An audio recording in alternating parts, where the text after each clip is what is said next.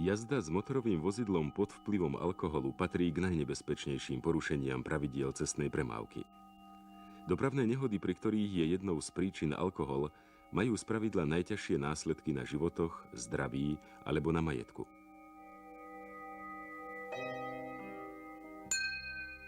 Alkohol je naším spoločníkom pri rôznych príležitostiach, rovnako ako automobil. Spoločné používanie sa však vylučuje.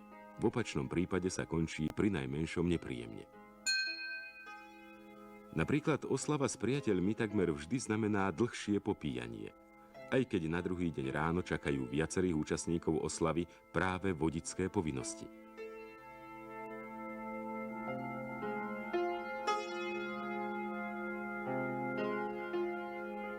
Vypitý alkohol ešte stále pôsobí, no vodič riskuje a sadá si za volant motorového vozidla. Niekedy ho zastavia príslušníci verejnej bezpečnosti, inokedy náraz do iného vozidla, alebo múr, stĺp a podobne.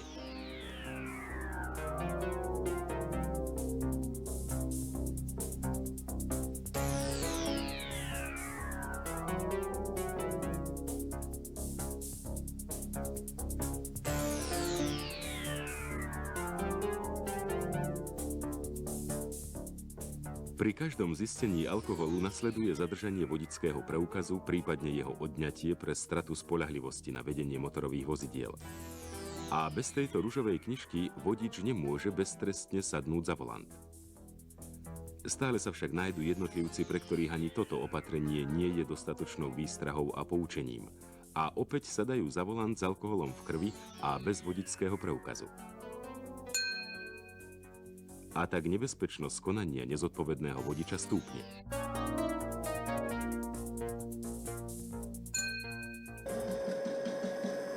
Nedávno príslušníci verejnej bezpečnosti v Bratislave zistili zaujímavý prípad. Muž, individuálne vykonávajúci vodičský výcvik svojej známej, pozval ju do baru, kde spoločne vypili po poháriku alkoholu. A potom pokračovali ďalej vo výcviku.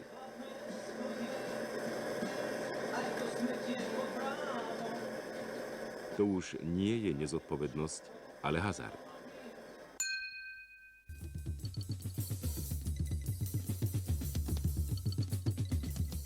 Alkohol dokáže potlačiť zábrany i rodičovské city natoľko, že opitý otec dokáže sadnúť do motorového vozidla, zobrať doň svoje malé deti a napriek tomu, že nie je držiteľom vodičského oprávnenia, vydať sa na cestu.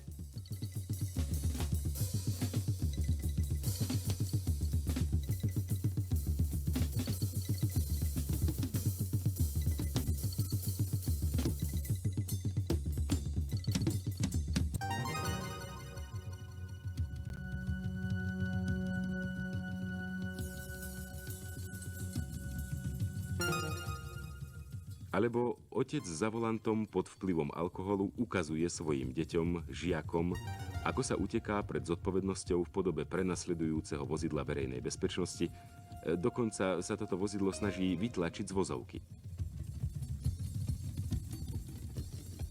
Nezodpovední jednotlivci, ktorí bez zábran sadajú za volant s alkoholom v krvi, však nenechávajú ľahostajnými statočných občanov, ktorí vedia, koľko zla a bolesti môže takýto nezodpovedný človek za volantom spôsobiť.